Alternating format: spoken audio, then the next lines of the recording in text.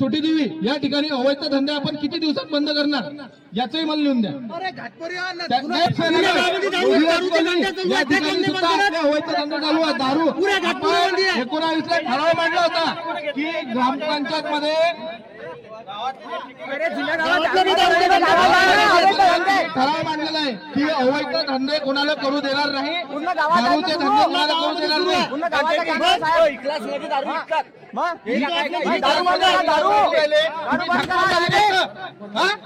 सरपंच आणि उपसरपंच